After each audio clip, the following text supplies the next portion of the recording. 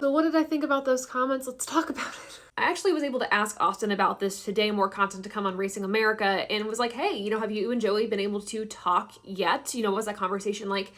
And he said, yes, they talked during their Monday meeting.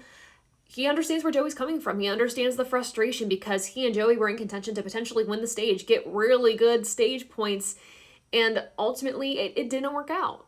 He also told me that these are meetings that they kind of have in-house. They like to keep these things contained in-house. Obviously, this one wasn't, but these are things that you have to have maintenance on as you are heavily relying on your teammates every single weekend, especially at these super speedway types of tracks. And it's heightened at these tracks because you are so reliant on your teammates and, of course, the manufacturer. So he told me these are things that you have to have maintenance on, as they expect a lot out of one another. And historically, the past few seasons at least, Penske has done really well working together at these super speedway types of tracks.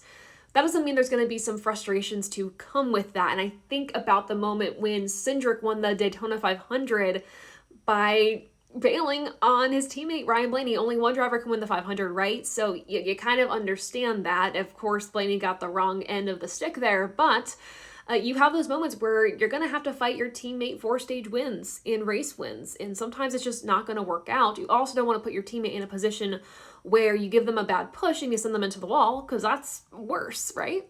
All that said, though, they were able to talk and they are ready to move forward to Texas. My take on it is the comments were pretty heightened. They were pretty emotional.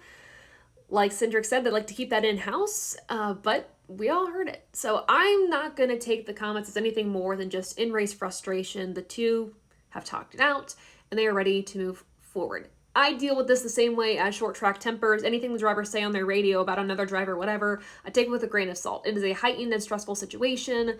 After the race, you move on. So that's my take on it, at least. What's yours?